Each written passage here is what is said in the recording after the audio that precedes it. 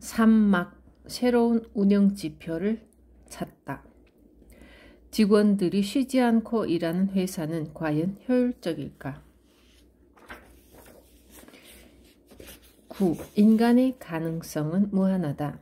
이와는 모순되지만 인간의 불가능성도 무한하다. 이 두 개의 개념 사이에는 인간의 고향이 있다.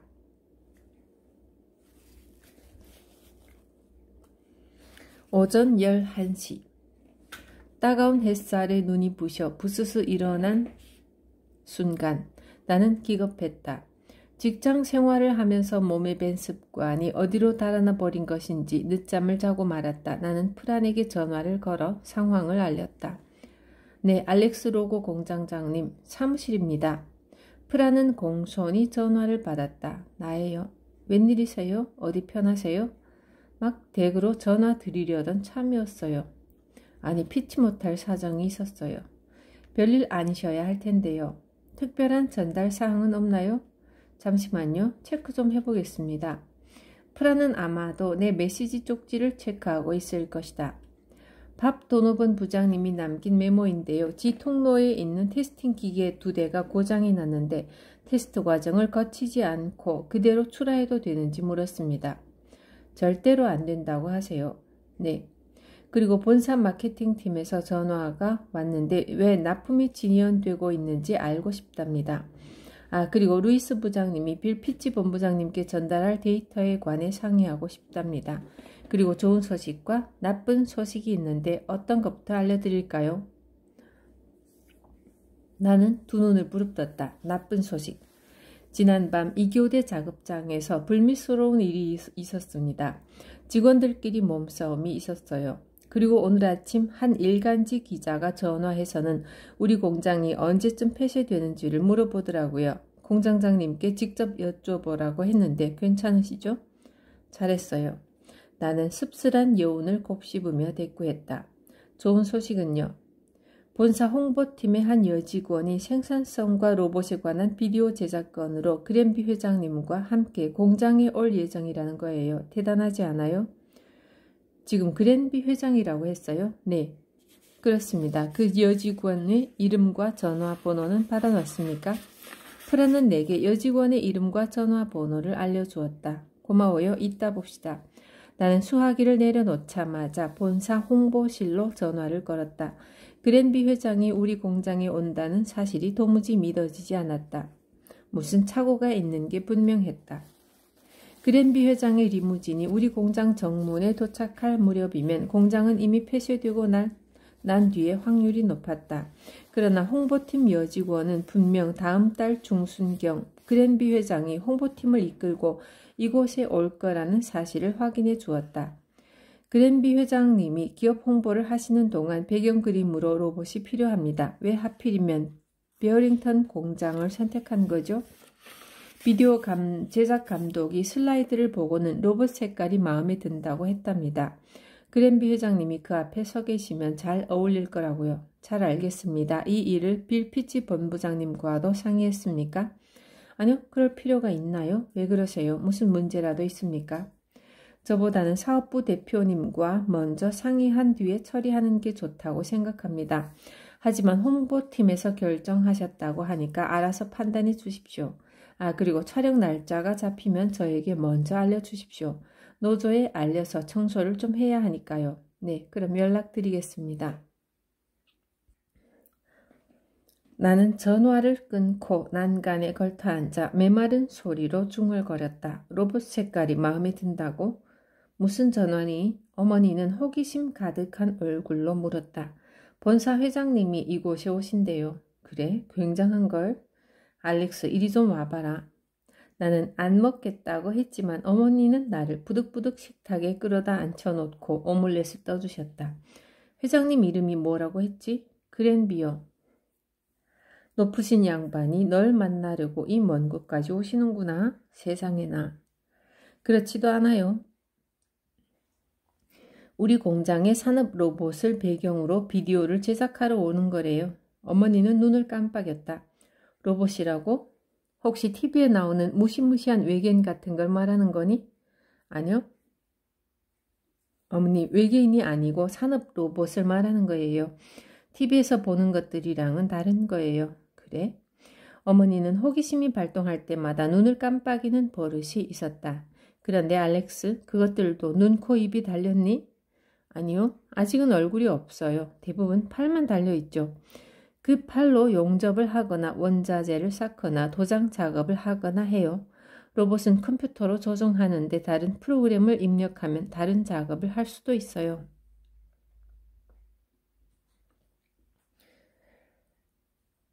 어머니는 고개를 끄덕여 보이면서 마음속으로 로봇의 모습을 상상하는 것 같았다. 그런데 그 그랜비라는 양반은 왜 얼굴도 없는 로봇과 촬영을 한다는 거니? 우리 공장의 로봇이 최첨단 시스템을 갖추고 있기 때문일 거예요. 그리고 우리가 로봇을 좀 더 많이 사용해야 한다는 것을 회사 내 모든 사람들한테 홍보하려는 생각도 있을 것 같고요. 나는 말을 멈추고 전화기를 바라봤다. 문득 요나 교수의 시가 향이 그리워졌다. 뭐 때문이라고? 어머니는 도무지 알 수 없다는 표정으로 되물었다. 그래야 우리가 생산성을 높일 수 있기 때문이죠. 나는 오믈렛을 한 입 떠넣으면서 중얼거렸다. 로봇. 그러고 보니 요나 교수님은 로봇이 공장에서 실질적으로 이익을 내고 있는지를 물었었다. 나는 그때 확신에 차서 그렇다고 대꾸했다. 요나 교수님은 내가 가지고 있던 잘못된 신념을 가차없이 지적해 주었다. 빌어먹을 홍보용 비디오 배경 그림으로 등장하는 로봇이 생산성에 무슨 보탬이 된다는 거야. 제길. 어떻게 해야 그 로봇으로 생산성을 높이지? 내가 잠시 그런 생각에 빠져들어 있는 사이 오믈렛 소스가 셔츠에 떨어졌다. 알렉스 괜찮니? 어머니는 근심스러운 표정으로 내 얼굴을 들여다보았다. 네, 괜찮아요. 뭘 좀 생각하느라고요. 아무것도 아니에요. 뭔데? 안 좋은 일이야? 아니에요. 어젯밤에 대학원 때 지도 교수님이랑 통화를 했거든요. 그분이랑 했던 얘기를 생각하느라 그래요. 걱정 마세요. 어머니는 내 어깨에 살포시 손을 얹었다. 알렉스, 난 아무래도 걱정이 되는구나. 나한테 얘기하면 안 되겠니?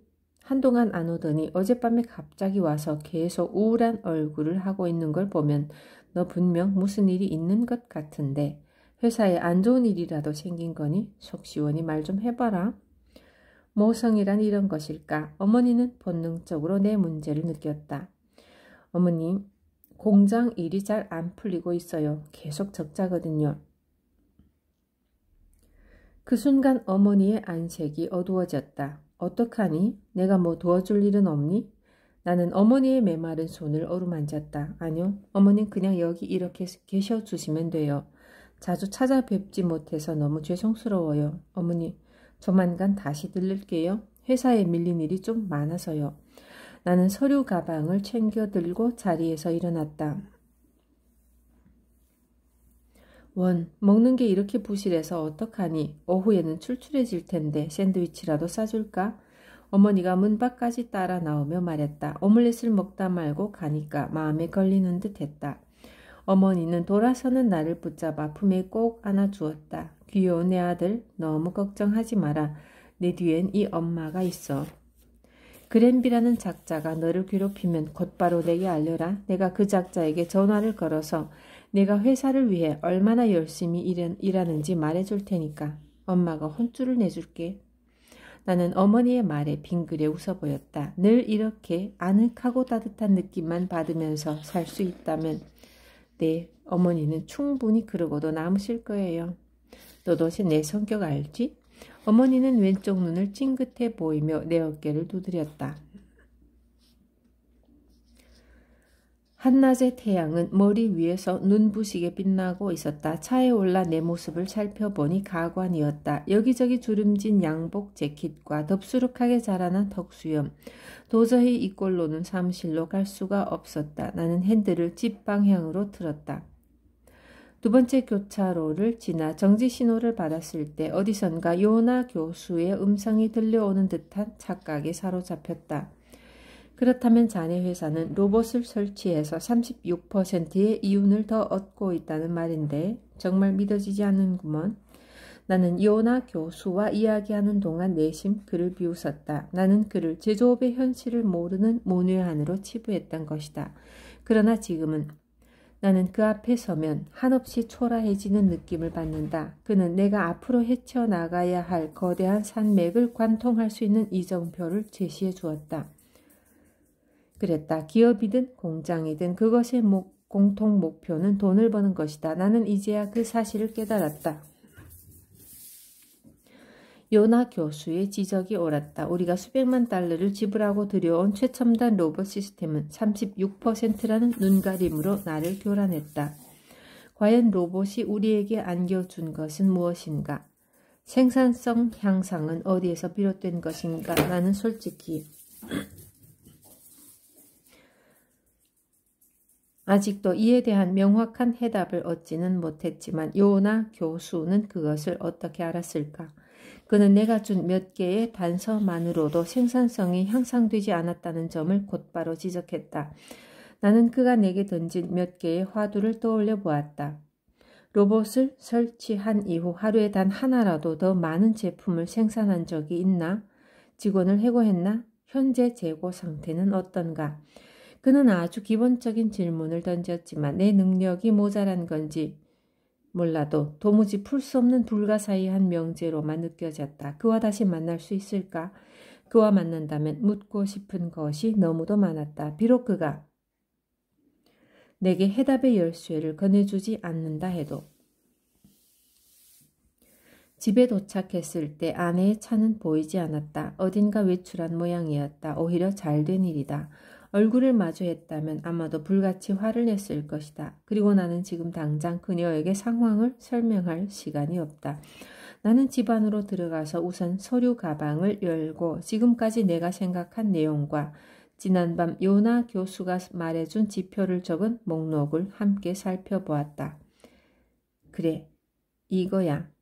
이 둘 사이에는 분명한 연결고리가 있었다. 요나 교수는 바로 이 같은 방법을 통해 우리 공장의 현실을 알아냈던 것이다. 나는 산업 로봇 도입에 관한 내 직감이 맞는지 알아보기 위해 간단한 공식을 만들었다. 첫째, 제품 판매량이 늘었는가? 즉, 현금 창출률이 증가했는가? 둘째, 직원을 해고했는가? 즉 운영비가 줄었는가? 셋째, 재고가 줄었는가? 나는 요나 교수의 지표를 사용하여 목표를 표현하는 방법을 곧 깨달았다. 아직은 그가 내린 정의에 약간의 의혹은 남아있지만 모든 기업의 목표가 현금 창출률을 높이는 데 있다는 점은 분명했다. 또한 모든 기업은 나머지 두 가지 지표, 즉 운영비와 재고를 줄이는 데에도 주안점을 두고 있다. 만약 이 세 가지 지표를 동시에 성취한다면 기업의 상태는 최고 수준에 도달하게 될 것이다. 이는 모두 내가 루이스와 알아냈던 순수익, 투자 수익률, 현금 유동성이라는 세 가지 지표와 동일하다. 그렇다면 목표는 다음과 같이 표현할 수 있는가? 재고와 운영비를 줄이면서 현금 창출률을 높이는 것. 이 말의 의미는 만일 로봇이 현금 창출률을 높이고 나머지 두 가지 지표를 줄이는 데 도움이 된다면 그것은 조직이 돈을 버는 데 도움을 주고 있다는 뜻이다. 하지만 로봇을 작동한 일에 실제로 어떤 일이 벌어졌는가? 솔직히 나는 로봇이 현금 창출률에 어떤 영향을 끼쳤는지 확신할 수가 없다. 데이터가 입증한 것처럼 실제로 우리 공장은 산업 로봇 도입 후 지난 6개월, 7개월 동안 재고율이 급상승했다. 로봇은 새로운 설비이기 때문에 우리 공장의 감가상각비가 늘어났지만 공장 직원들의 일자리를 빼앗지는 않았다. 우리 공장에서는 단지 인력을 재배치했을 뿐이다. 결국 로봇은 운영비만 늘린 셈이다. 아니야. 아직 해결해야 할 문제가 더 남아있어. 효율성 면에서 살펴볼 때 산업 로봇은 효율성을 높이는 데 일조했다. 그래서 우리 공장 직원들은 그것을 구세주처럼 여겼던 건지도 모른다. 효율성이 향상되면 부품 한 개당 원가는 떨어지지만 정말 원가가 절감된 것인가? 운영비가 늘었다면 부품 한 개당 원가가 어떻게 떨어진다는 말인가? 어쨌거나 지금은 출근해야 할 때이다. 나는 서둘러 옷을 갈아입고 면도를 했다. 날카로운 면도날에 턱 아랫부분을 베었다. 이런 젠장. 오후 1시. 내가 공장에 막 도착했을 때 직원들은 점심시간을 끝내고 어슬렁거리며 작업장으로 돌아가고 있었다. 사무실에 앉아 그날의 작업 보고서를 읽을 때까지도 나는 여전히 만족스러운 해답을 찾아내지 못하고 있었다. 루이스와 상의해야겠다는 생각이 들었다. 나는 즉시 루이스의 사무실로 찾아갔다. 잠깐 시간 좀 내줄 수 있습니까? 지금 농담하시는 겁니까? 오전 내내 공장장님을 찾고 있었어요. 루이스는 책상 한쪽에 쌓아놓은 서류 뭉치에서 본사 사업부로 보내야 할 보고서를 꺼내 들었다. 루이스 부장님, 지금은 그 얘기를 하고 싶지는 않습니다. 개인적으로 더 중요한 일이 있는데. 루이스의 한쪽 눈썹이 약간 찌푸러졌다. 본부장님께 보낼 보고서보다 더 중요한 일이 있다고요? 훨씬 더 중요한 일입니다. 루이스는 알 수 없다는 듯 고개를 흔들며 내게 의자를 꺼냈다. 제가 도울 일이 뭐죠? 산업 로봇을 투입한 이후에 우리 공장 매출액이 어떻게 변했는지 아세요?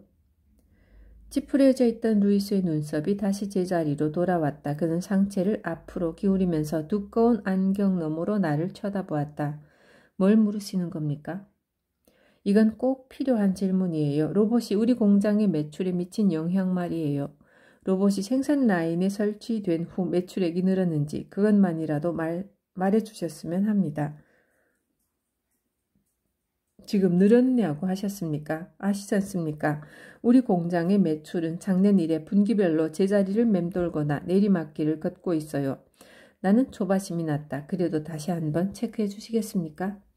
그럼요. 체크해보죠. 시간이야 많고 많으니까요. 루이스는 책상 서랍을 열고 몇 가지 서류 뭉치를 뒤적거린 뒤 한 움큼의 보고서와 차트를 꺼냈다. 루이스와 나는 함께 데이터를 훑어보았다.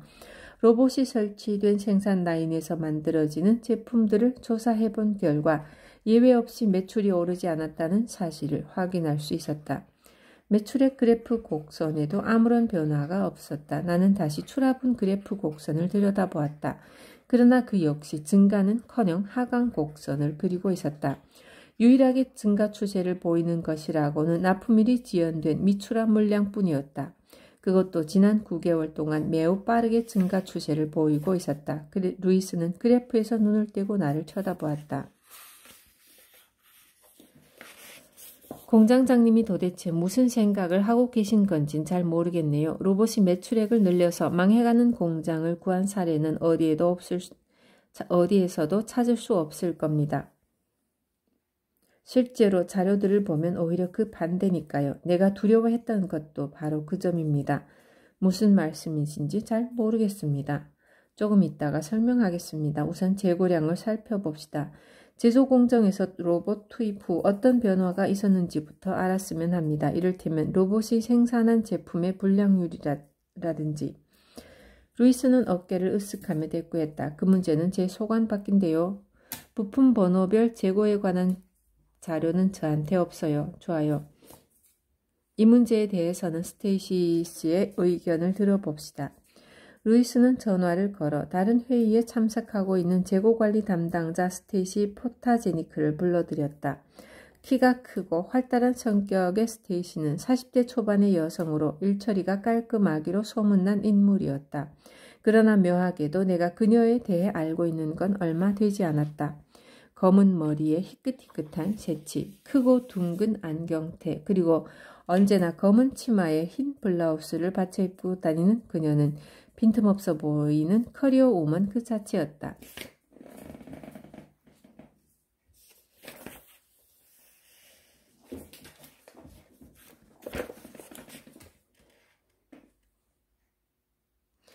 손에 반지를 끼고 있는 걸로 보아 결혼한 것은 틀림없지만 그녀의 남편에 대해서는 한 번도 얘기를 들은 적이 없었다. 그녀는 사생활에 대해서는 일절 언급하지 않는 성격이었지만 분명한 것은 그녀가 매우 열심히 일하는 직원이라는 사실이다. 스테이시가 들어오자 우리는 로봇과 관계된 제조 공정에 대해 물었다. 공장장님, 정확한 수치를 알고 싶은 건가요? 아니면 개괄적인 데이터를 원하시는 겁니까? 재고량 추이만 알면 됩니다. 네, 그렇다면 지금 당장 구두로 보고 드릴 수 있습니다. 그럼 최신 자료겠군요. 아니요, 지난 3분기 말이니까 지난 여름부터죠, 공장장님. 하지만 제게 책임을 묻지 마세요. 제가 잘못한 사안이 아니니까요. 전 나름대로 최선을 다했습니다. 지금 무슨 말을 하는 겁니까? 좀 알아듣게 설명해 보세요. 기억하실 텐데요. 그땐 부임 전이셨군요. 아무튼 처음 보고서가 나왔을 때 저 역시 당황했어요. 재고량이 증가한다는 보고가 들어와서 로봇을 점검해보니 용접용 로봇 가동 효율성이 30%까지 떨어져 있었어요. 다른 로봇들도 마찬가지였죠. 대처할 방법이 없었습니다. 나는 어이가 없다는 시선으로 루이스를 바라보았다. 침묵을 지키고 있던 루이스가 입을 열었다. 사실 뭔가 조치를 취해야 했죠. 근데 에탄 프로스트 부장님이 압력을 넣는 거예요. 그 비싼 로봇이 제 몫을 다하지 못하고 있다는 기밀을 발설하는 날에는 제 목이 먼저 달아날 거라고 협박했습니다. 30% 효율로 로봇을 사용한다면 계획된 기간 안에 결코 원가를 회수하지 못해요. 좋습니다. 잠시만요. 나는 루이스의 말을 중단시키고 다시 스테이시에게 물었다. 그 이후 어떤 조치를 취했습니까? 그래서 생각해낸 것이 원자재 투입량을 늘려서 로봇의 효율성을 높이자는 아니었죠. 우리는 즉시 로봇의 효율성을 높이기 위해 로봇이 설치된 생산 라인에 동원 가능한 모든 원자재를 투입했어요. 그치만 그러고 나니까 월말마다 생산한 부품들만 가득 쌓이게 되더라고요. 스테이시의 말이 불충분하다고 느꼈는지 루이스는 대화 중간에 끼어들었다. 공장장님. 하지만 중요한 사실은요. 효율성이 올라갔다는 점입니다. 어느 누구도 그 점에 대해서 우리를 비난할 수 없어요. 저는 바로 그 점을 이해할 수가 없습니다. 그런 문제는 저한테 먼저 상의하는 게 순서 아닙니까? 아니, 이 문제는 나중에 얘기합시다. 그렇다면 창고에 있는 재고품은 왜 사용이 안 되는 겁니까? 그 부품들을 소화하지 못하는 1차적인 문제가 뭐라고 생각합니까?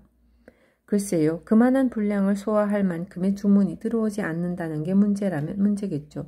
만약 이 상태에서 더 많은 주문을 받는다 해도 다른 부품을 생산할 여력이 없다는 게 또 다른 맹점이에요. 무슨 말입니까? 그 문제에 대해서는 밥 도노본 부장에게 물어보시는 게 나을 거예요.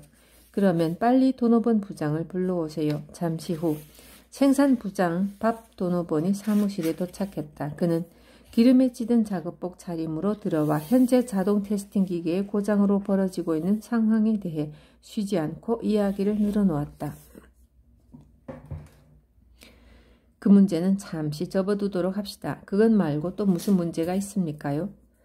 그렇습니다. 우리 공장의 빌어먹을 자랑거리인 산업 로봇에 관한 문제부터 해결해야 합니다. 밥은 어리둥절한 시선으로 우리를 둘러보았다. 나는 밥이 이 문제에 관해 어느 정도로 감을 잡고 있을지 의심스러웠다.